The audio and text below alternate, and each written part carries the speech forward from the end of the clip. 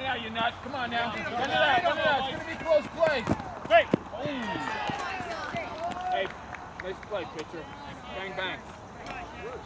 Hey, that's good hustle, dude. You made that happen. So far down the line. Tony, let me suggest when you have a runner on second base, you don't have one there now, but I've seen it a couple of times. Hold that thought.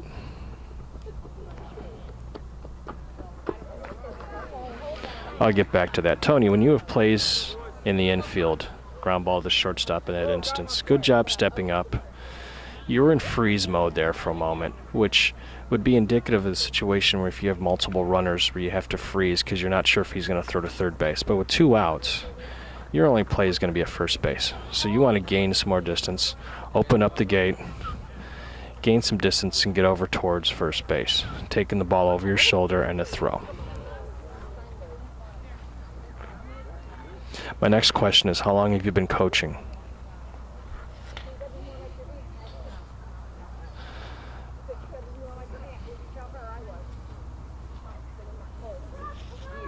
Back to the runner on second base steal situation, Tony. If you have a runner on second, I suggest that you peek over your right shoulder to see when he's stealing. Commonly, the only time that umpires first realize that somebody is stealing is when they're already past him. You hear from the shortstop, middle infielders, first baseman, whoever coaches, he's going. Now he's already past you. Once you realize the pitcher is committing to throw to home plate, look over your right shoulder. Most likely the timing will be you'll see him over your shoulder stealing third base, but he's not past you. And the reason why I'm saying this is because we already know we're not going to get as much distance as we want. But if you can save or get those 2 steps that you would have lost if he's past you to become set at third base, you're ahead of him. Run towards the 45 in your angle with better distance, more credibility, better positioning. All right, open the gate. I just spoke about this earlier. Now you're going to see it. You had that stolen base at second. You need to open the gate, work towards the cutout at second base to get an angle. Even if he doesn't throw the ball, you get back to that angle. You take that path back to second base.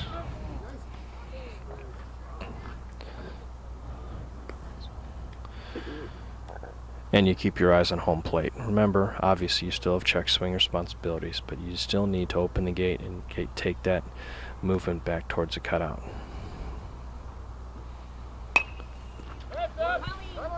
Alright, I spoke about this earlier. Runner on second base peeking over your right shoulder. At this level, I'm sure not too many of these guys are faster than you, but as you do upper level and older kids that are faster. Alright, right now. Peek over your shoulder right now. If he's going, you're going to catch him before he gets past you, which will gain 2 extra steps, in my opinion, in getting close and getting a better angle on the steal at third base.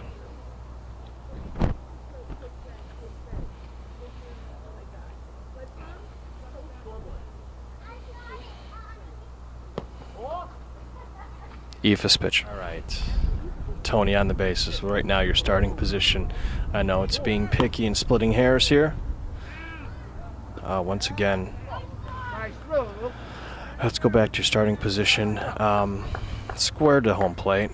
Okay. Right now, you're angled in towards the pitcher. You're going to be able to see what he's doing, whether he's coming set, any balk regulations. But more importantly, when there's a pickoff to first base now, you being more squared to home plate, you're going to be able to get step to your angle and open up for the pickoff play at first base much easier from a square to home plate position rather than angled in towards the pitcher. And you may be getting sick of this, but once again, gain more distance on those stolen bases. You seem to be having quite a few stolen bases today. So just keep working on that. Now let's see what your position in C is.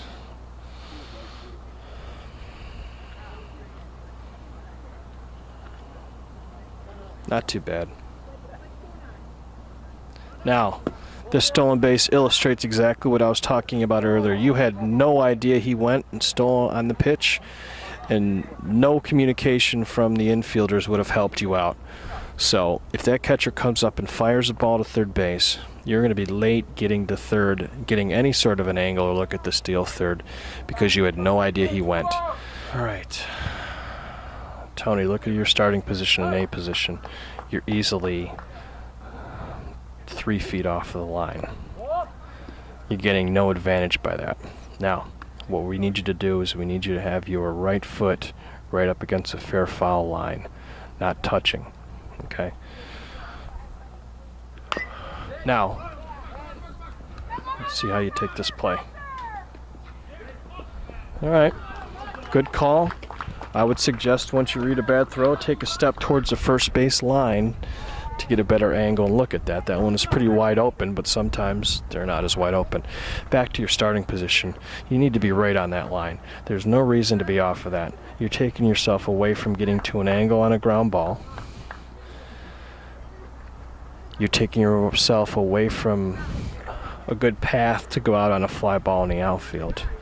And quite honestly, you're leaving distance between yourself and the line on a shot down the line. None of us like to get hit by a ball on the field, but if you have a shot down the first baseline, you're going to have no look at that thing at upper levels. The ball will be by you, and you will not know if the ball's fair or foul. And quite honestly, if you get hit in the shin in this play, you're going to know that it's foul because you're standing in foul. You lose all perspective when you're that far off the line.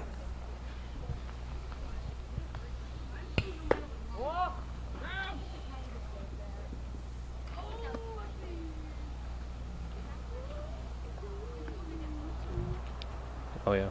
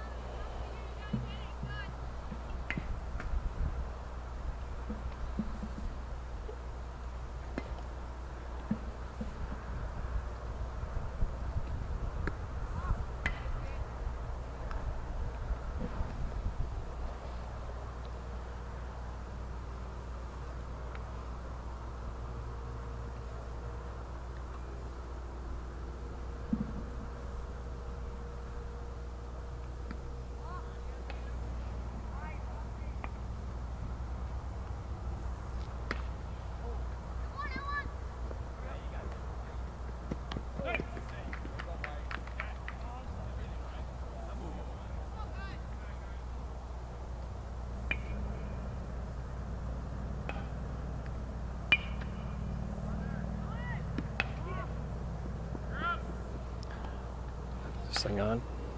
All right, this is a side view of what we've been talking about, and look at the distance you are away. Also, the cut of this infield, usually the grass goes even closer to the second base, so you are 30, 40 feet away from a play at steal at second base. And even more so, look at the distance on the pickoff. I hate to keep harping on this, but you just have to gain some more distance on these plays to be more credible and to be able to see and put yourself in the best position to get your calls correct. Not that you're missing calls out here, that's not the point, but I think in the long haul you're going to not see close plays at higher levels based on your distance, and if you do call people out, you're going to catch some grief on it because you're so far away.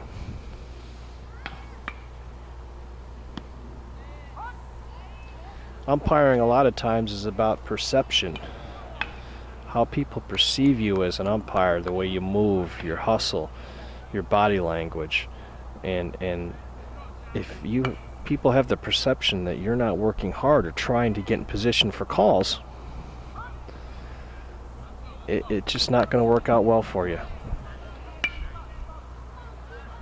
You want people to believe and trust in the calls that you make on the field.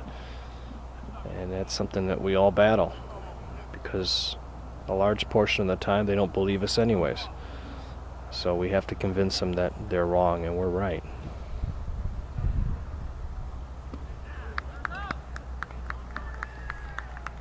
Good job communicating to your partner on a caught third strike. That's ball game.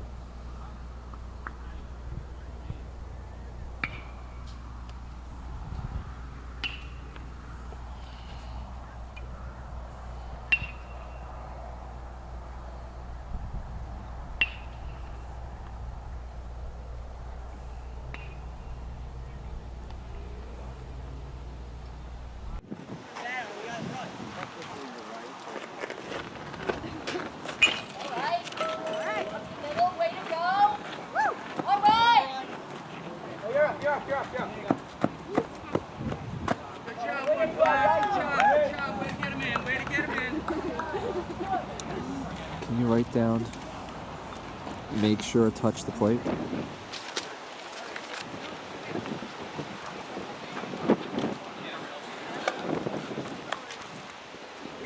Good job.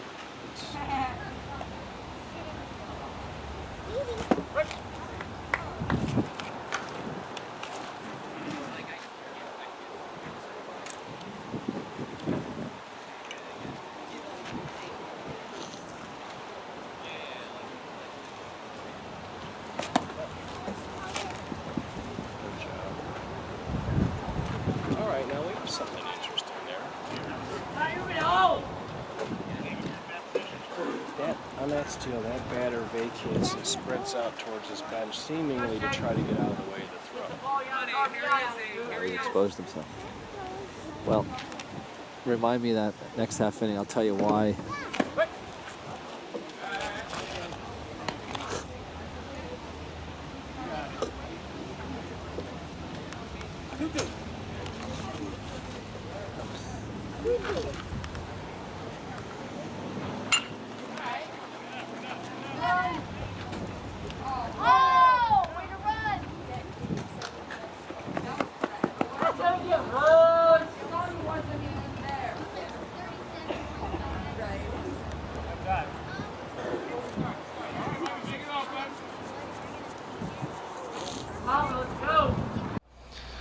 I think that your base needs to be a little bit wider. Your legs seem really close together for as tall as you are. You're almost kind of squatting. You're not really locking in.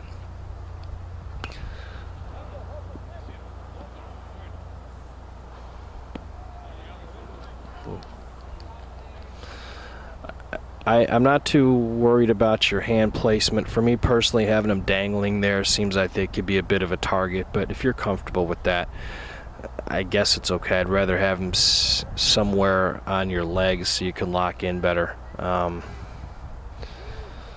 think your timing's a little bit quick.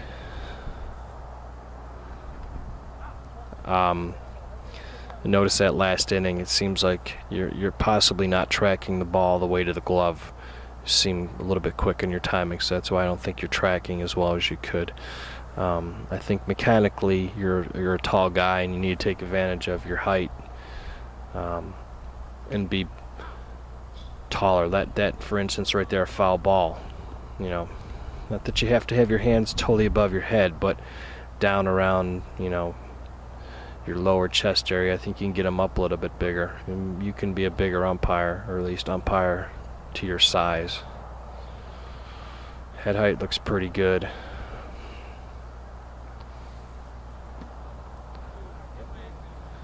Keep that same head height with a wider base. You'll look more comfortable, more athletic, and more confident back there, I think, in your stance.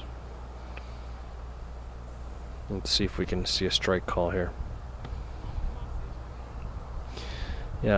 Even that pitch, not even close to being a strike, but those are the pitches that we can take full advantage of. A pitch clearly not in the strike zone. I'll take a look at your count. Same thing as calling time or foul ball.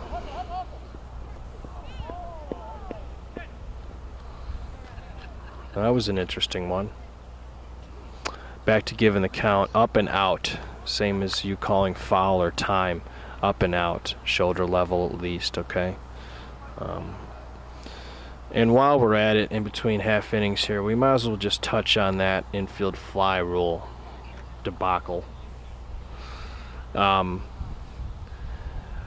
have to remember, and maybe it was called based on where we were in the inning and the score. It's tough with this level of baseball. Sometimes we're searching for outs, and we'll talk after the game and see if that's what you're doing. But I don't think that we had a catch with ordinary effort on that. It seemed to me like the ball hit 8 to 10 feet from any fielder having a chance to make a call on that or a play on that batted ball. But if you're going to call it, you have to make sure mechanically that you go ahead with your hand and finger up in the air, and your vocal has to be loud enough so there's no confusion. The rule is confusing enough as it is. If we don't administer it properly, the terminology used, infield fly, if it's fair, was correct, but I don't know that it was loud enough for anyone really to know or to understand. Then to compact it with the fact that the ball landed on the ground uncaught, like I said, it's a very confusing play. I would suggest that you have to wait and slow down your timing on that one. Better to call an infield fly late than too early. And you have to use the thought process and the application that it's got to be ordinary effort, and I don't know that that was.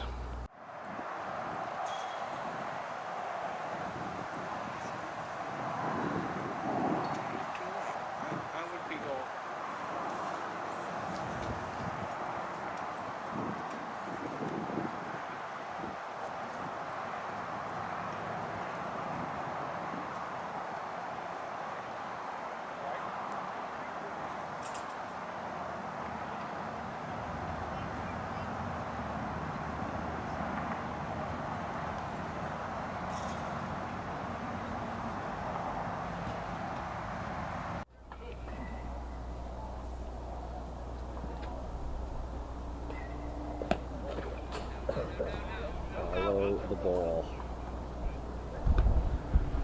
We